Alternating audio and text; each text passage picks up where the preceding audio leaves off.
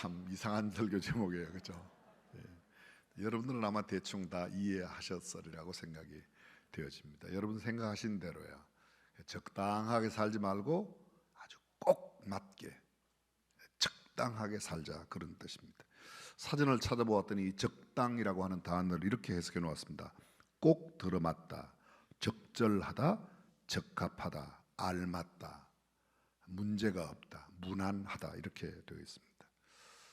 또 영어에는 이렇게 표현했습니다. 옳다, 그것이 옳다는 겁니다. right 또는 proper 또는 suitable.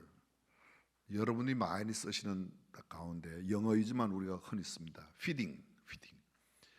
옷을 맞추고 가봉할 때 그걸 피팅한다고 그래요.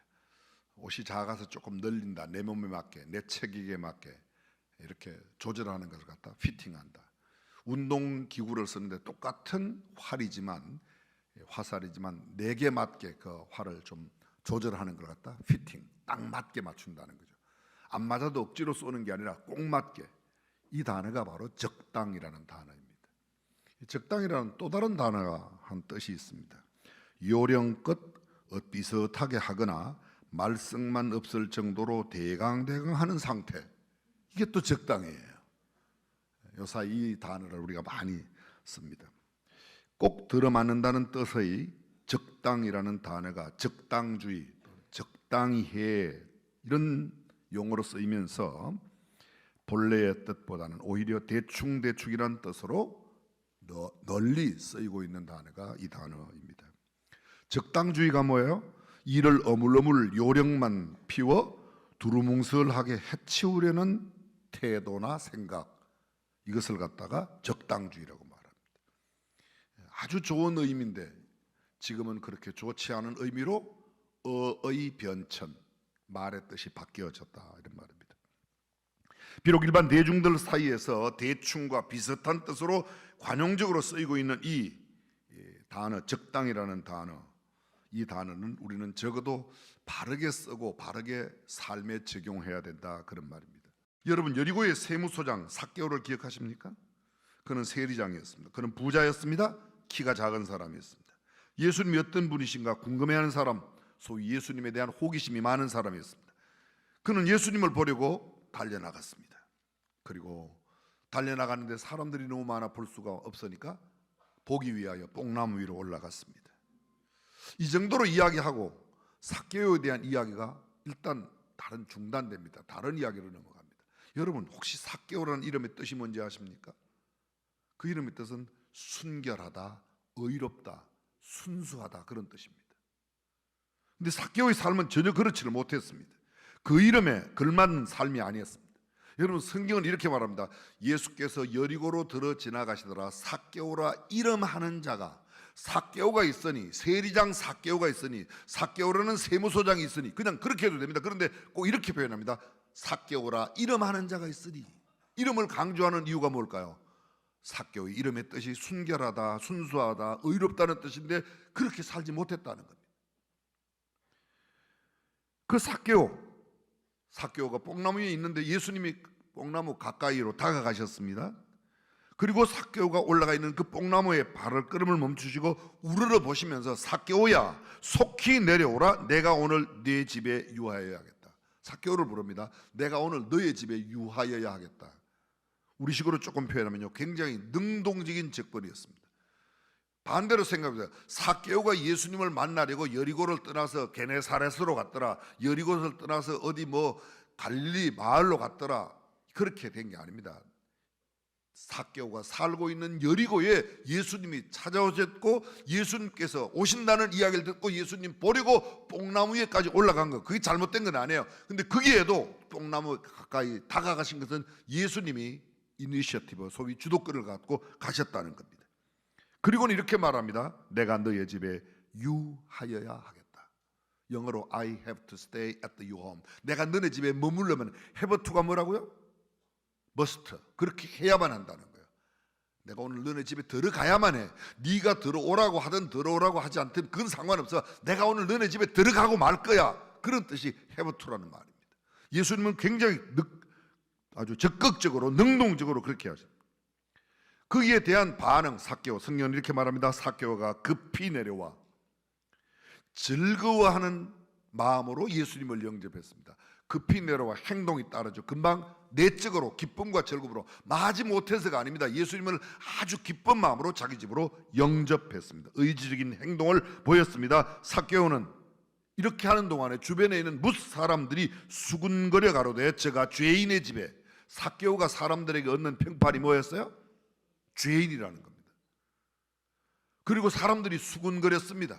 예수님이 삭개오의 집에 들어가는 것을 보고 삭개오야 내려와라, 내려왔습니다. 함께 들어갑니다. 그 모습을 보고 사람들이 수군거립니다. 그런데 삭개오는 남들의 수군거림과 상관없습니다. 남들이 나를 지금 죄인이라고 부르는 그 평판에도 별로 신경 쓸 여지가 없습니다. 오직 시선이 어디에게로? 내 마음은 주님께 가 있습니다. 그리고 주님을 영접했습니다. 집에 들어와서 예수님을 모시고 예수님께 잘 대접을 했겠죠.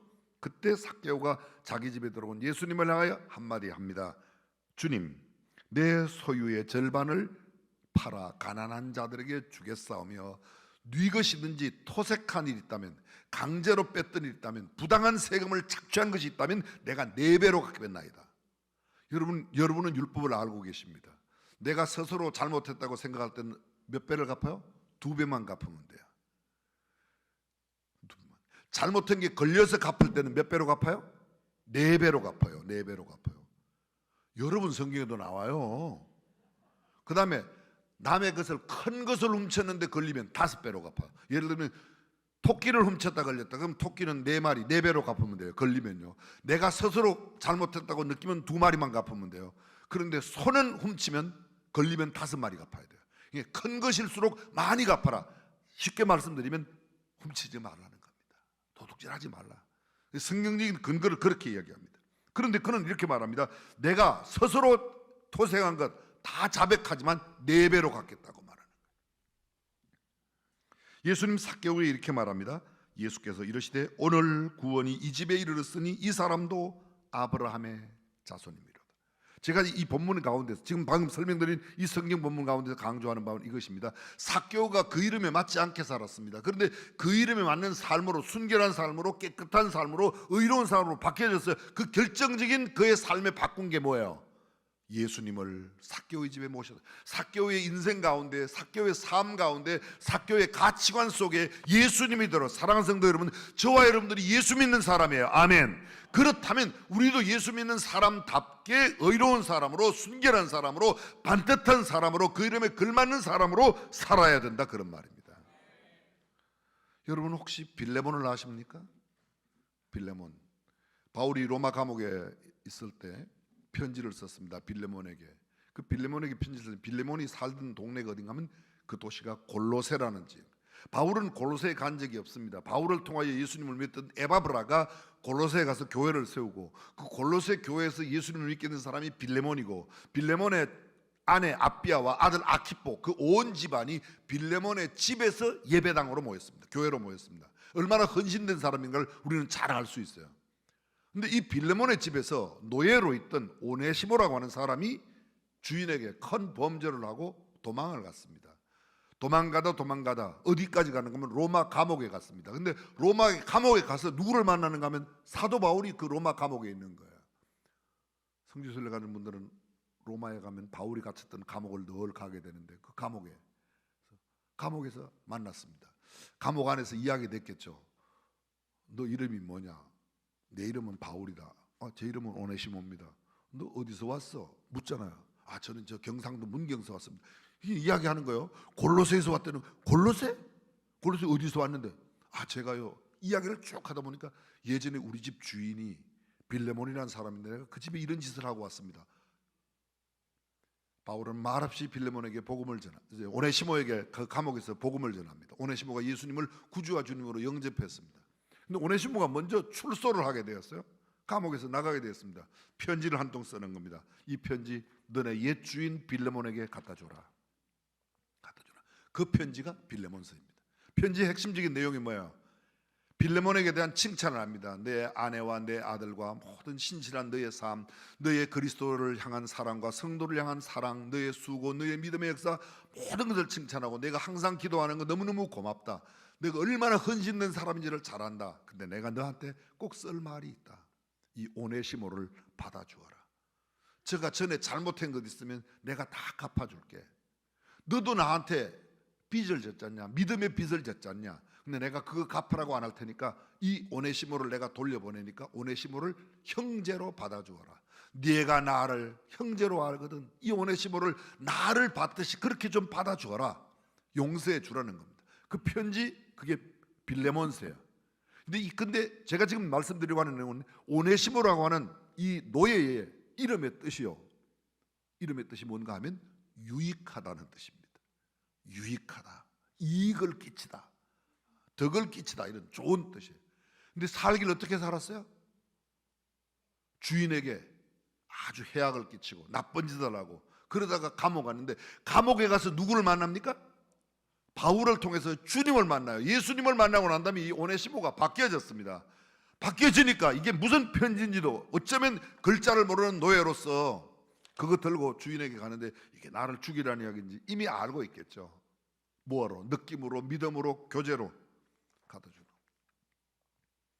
그 편지 내용 가운데 저가 전에는 무익하였으나 이제는 나와 네게 유익하니 내가 나를 동무로 알찐된 그를 받아주기를 나를 받아줘도 되라. 그게 빌레몬서, 소위 용서의 서신이라고 일컬어지는 한 장으로 되어 있는 신약 성경의 그 빌레몬서의 핵심적인 내용입니다. 자, 다시 여쭤봅니다. 무익하던 오네시모가 유익한 사람으로 바뀌어진 게 결정적인 이유가 뭐예요? 예수님을 믿었기 때문에. 저와 여러분들이 예수 믿는 사람이에요. 그러면 저와 여러분도 마치 무익하던 오네시모가 유익한 그 이름에 합당한 삶으로 살았던 것처럼 그렇게 바뀌어져야 된다고 동의하시면 아멘. 그렇습니다. 또 한 사람 더 소개할게요. 이 사람은 구약의 사람입니다. 여러분 혹시 나발을 아십니까? 나발. 이름이 하여간 나발이에요. 부인의 이름은 아비가일입니다. 아비가일의 이름의 뜻은 아주 지혜롭다는 뜻이고, 나발의 뜻은 어리석다, 어리석다, 그런 뜻입니다. 사무엘이 죽고 나자 나라가 굉장히 어지러운 상태에 다윗이 드디어 왕권을 견고히 하게 되었습니다. 근데 아직까지는, 그러나 아직 완벽한 그런 상태는 아니었습니다. 다윗이 자기의 신하들을 데리고 갑니다. 근데 마온이라고 하는 그 지역에, 마온이라고 하는 조그만 나라이죠. 그 나라에 나발이 산다는 소식을 듣습니다. 근데 나발은 굉장히 부자였습니다. 양이 3천, 염소가 1,000, 그 이외에도 이 갈멜 사람이었던, 유다와 접해 있는 갈멜 사람이었던 이 나발이 굉장히 많은데, 다윗이 그 부하들과 함께 거처하는데 좀 불편함이, 먹을 것이 필요했어요. 그래서 나발에게 사람을 보내어서, 성경에 보면 소년들을 보냈는데 부하 신하들을 보낸 겁니다. 10명쯤 보내서 먹을 것을 좀 달라고 그랬더니 이 나발이 기고만장한 겁니다. 좀 가졌다고 완전히 유세통을 부리는 거야. 다윗이 누구간데 내가 왜 내 걸 다윗한테 주냐? 못 주겠다. 난 다윗 아니라 누구라도 못 준다고 막 버팅깁니다. 그래서 그 소년들이 가서 다윗에게 보고를 했어요. 택도 없습니다. 양, 염소는 그냥 아무것도 없습니다. 국물도 없습니다. 그러니까 다윗이 화가 났습니다. 이 녀석 내가 너의 재산을 돌보아주고 다 지켜주고 이렇게 하는데 그것 좀 달라는데 그걸 못 줘? 내가 너를 싹 없애버릴 거야. 그리고 부하들에게 200명씩 나누어서 거기 나발이 살고 있는 마온 지역을 쳐들어갑니다. 근데 소년 하나가, 그 신하 하나가 얼른 쫓아가서 나발의 아내에게, 아비가일에게, 나발의 아내인 아비가일에게 이야기합니다. 우리 주인님 지금 화가 엄청 났습니다. 군사들을 데리고 당신 남편, 당신 집 다 썰어버리려고 옵니다. 아비가일이 듣고 깜짝 놀랍니다. 얼른 치즈를 준비하고 떡을 준비하고 고기를 준비하고 막 준비해서 다윗을 맞이하러 나가서, 왕이시여, 아니 주인이시, 성경에 있는 대로 말하면 주여, 이게 웬일이시옵니까? 내 남편, 성경에 있는 그대로를 제가 한번 읽어드려 보겠습니다. 이렇게 되어 있습니다. 그가 다윗의 발 앞에 엎드려 가로되 내 주여 청컨대 이 죄악을 곧 내게로 돌리시고 여종으로 주의 귀에 말하게 하시고 이 여종의 말을 들으소서. 원하옵나니 내 주는 이 불량한 사람 나발을 개의치 마옵소서. 어떻게 잘못 읽으면 이렇게, 아니 남편을 갖다가 뭐 불량한 사람이라고 이렇게 말하면 쓰는가? 아니, 이미 이 사람은 그냥 두면 다윗에게 죽을 사람이에요. 남편을 살려내기 위해서 아비가일이 다윗에게 내 주여 그리마옵소서, 제가 드리는 것은 이걸 받으시고 제게 좀 길을 좀 빌려주십시오. 제가 특별히 말하겠습니다. 그리고는 남편에게, 저 다윗에게 내 남편은 불량한 사람입니다. 떠들어댄 건 아니에요. 떠드는 건 남편을 살리기 위해서. 적어도 이 아비가일은 지혜로운 여자예요. 남편이 현찮다고 막 나팔 부기 아니고 귀를 좀 빌려주세요. 주인님, 다윗님, 귀를 좀 빌려주세요. 그리고 이야기를 합니다. 가져온 것을 받으세요. 주의 손으로 피를 흘려 친히 보수하시는 일은 여호와께서 막, 이거 제가 온 것은 그런 게 아니고 이제 앞으로 이 큰 왕이 되실 분인데, 이 큰 왕으로 행하실 분이 이렇게 손에 피를 많이 흘리면 되겠습니까? 저를 보내서 막으신 겁니다. 제가 가져온 이것을 받으시고 절대로 제 집안을 좀 용서해 달라고.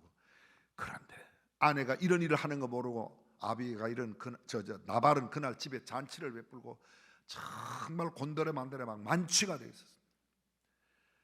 그런 일을 다 마치고 저녁에 집에 돌아온 아비가일이 남편을 보니까 참 기가 막혀요. 내가 이런 놈하고 살아야 되나? 제 해석이에요.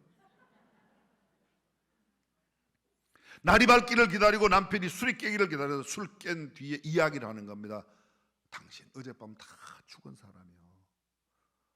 다윗이 이렇게 당신 그 다윗이 뭐 달라고 그랬는데 그 좀 안 줬다. 그 많은 양 소 많은 데서 좀 주지 그래. 그걸 안 줘 그래.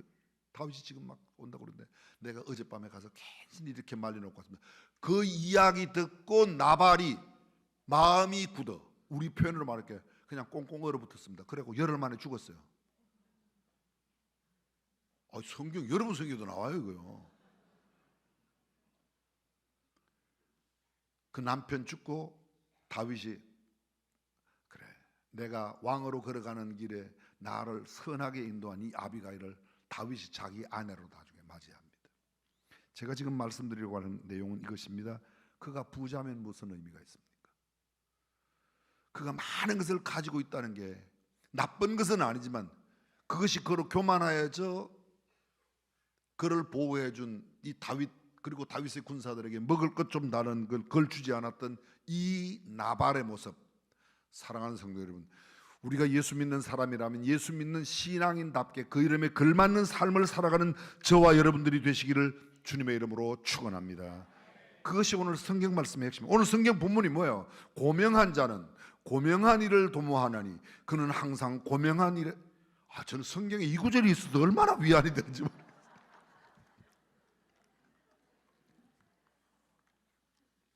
고명한 자는 고명한 일을 도모하나니 그는 항상 고명한 일에 서리라. 공동 번역에는 이렇게 번역했습니다. 고상한 사람은 너그러운 생각을 품고 그 너그러운 뜻으로 살아가는 사람이다. 우리가 살아가야 하는 삶 아닐까요? 새번역 성경에 이렇게 되어 있습니다. 그러나 고귀한 사람은 고귀한 일을 계획하고 그 고귀한 뜻을 펼쳐 삽니다. 현대인의 성경에 이렇게 번역했어요. 그러나 고상한 사람은 고상한 계획을 세우며 언제나 고상한 일에만 집착한다.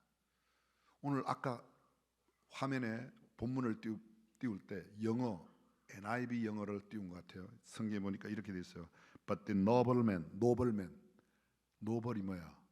신사라는 거야. 신사적인 사람은 신사적인 행동을 한다는 겁니다. 양복을 쫙 빼입고 하는 짓은 남의 것 맨날 훔치기를 하고 도둑질이나 한다고 그러면 맞지 않습니다. 우리가 이름은 그리스도인이라고 하는 좋은 이름을 갖고 있는데 그 이름에 걸맞는 삶을 살지 못한다면 무엇이 다르겠습니까? 많이 배웠다고, 내가 석사라고 박사라고, 뭐 박사가 몇 개라고 다 좋은 일입니다. 나쁜 게 아니에요. 그러나 거기에 맞게 살아가는 저와 여러분들이 되시기를 주님의 이름으로 축원합니다. 이 구절이 어떤 구절인가? 역사적인 설명만 잠깐 드리고 말씀을 마무리하겠습니다. 이 구절이 언젠가 하면요, 남방 유다, 북방 이스라엘은 이미 멸망됐고 남방 유다가 멸망됐는데 유다의 회복될 때의 모습을 이사야가 예언하는 겁니다. 근데 그 실제적인 역사적인 인물로 여기 언급되고 있는 32장 1절 한 왕이 일어나 그 왕은 히스기야 왕을 가르칩니다. 열왕기하 18장 1절 이하에 보게 되면 이 히스기야 왕 시대에 히스기야가 어떤 사람인지, 그리고 어떻게 아름답게 나라를 치리했는지를 보여줍니다. 그때의 모습을 지금 여기에 예언한 내용이고, 이 예언한 내용이 단순한 히스기야 왕만 아니라 오늘날 우리 시대를 살고 있는, 우리 히스기야 시대 이미 다 지나갔는데요, 우리에게는 다시 오실 메시아가 오면, 다시 말하면 예수님 믿는 사람들이 이르게 될 메시아가 도래할 그 세상이 되면, 예수께서 왕이 되시는 그 나라가 오면, 그 나라 그때에는 거기에 있는 사람들이 이런 아름다운 일을 하며 살게 된다. 우리가 그런 삶을 살아 거기에 합당하다는 말입니다. 사랑하는 성도 여러분, 저와 여러분들이 그 이름에 합당한 삶을 살아드릴 수 있는 슬기롭고 지혜로운 하나님의 사람이 되기를 주님의 이름으로 축원합니다. 스위스의 전설적인 윌리엄 텔에 대한 한 토막의 이야기를 들려드리겠습니다. 오스트리아가 스위스를 지배할 때 오스트리아의 총독 게슬러가 스위스를 다스렸습니다. 이 게슬러는 자신이 스위스를 지배하게 되자 시내 한가운데다가 장대를 세우고, 그 장대 끝에 게슬러 당신의 모자를 갖다 얹어놓고 스위스 사람들에게 그 앞을 지나갈 때마다 그 모자에 인사를 하게 했습니다. 근데 이 스위스의 유명한 인물 윌리엄 텔이 어느 날 자신의 아들과 함께 그 장대 앞을 지나가게 되는데, 예상과 같이 인사를 하지 않고 절을 하지 않고 그냥 지나갔습니다. 지켜보고 있던 그 군인들이 보았습니다. 얼른 잡았습니다. 게슬러의 부하들은 이때다. 그리고 윌리엄 텔을 잡아서 끌고 데려갔습니다. 게슬러가 그를 만나고 신문을 하는 겁니다. 당신이 맞냐? 그렇다고. 절 안 했냐? 그렇다. 내가 당신한테 한 번 기회를 줄 테니 이것만 통과하면 내가 그냥 살려주겠다. 그게 뭔가 하면 네 아들을 여기다 놓고 네 아들 머리 위에 사과를 하나 올려놓고 화살을 쏘아서 그걸 네가 정확하게 맞추면 내가 너 살려주고, 안 그러면 너 죽일 거야. 실제로 그 아들 놓고 그 위에 사과를 놨습니다. 그리고 화살 2개를 가져가서 화살 하나를 품에 넣고 화살 하나를 당겨서 딱 맞췄는데 기가 막히게 맞췄습니다. 이 게슬러가 이야기합니다. 오케이, 너 살려줄게. 근데 내가 너한테 하나 질문이 있다. 왜 화살 하나를 품에 넣었냐? 넣고 했냐? 그랬더니 내가 혹시 화살을 잘못 쏘아서 내 아들에게 문제가 생기면 나머지 화살로 너를 쏘아 죽이려고 그랬다. 넌 내가 무섭지 않냐? 내가 두렵지 않냐? 나는 하나님 한 분 외에는 그 누구도 두려워하지 않는다. 내 이름을 걸고, 윌리엄 텔 내 이름을 걸고, 믿음의 사람으로서 내 이름을 걸고, 내가 그리스도인이라는 그 이름 하나 걸고, 나는 하나님 이외에 누구도 두려워하지 않는다. 사랑하는 성도 여러분, 하나님 한 분을 두려워하는 사람들은 그 누구도 두려워하지 않습니다. 그 무엇도 두려워. 그러나 하나님 한 분을 업신여기고 가볍게 여기는 사람은 모든 세상의 것들을 두려워하고 무서워합니다. 믿음의 사람으로 하나님 한 분을 두려워하고 경외하며 섬기는 저와 여러분들이 되시기를 주님의 이름으로 축원합니다.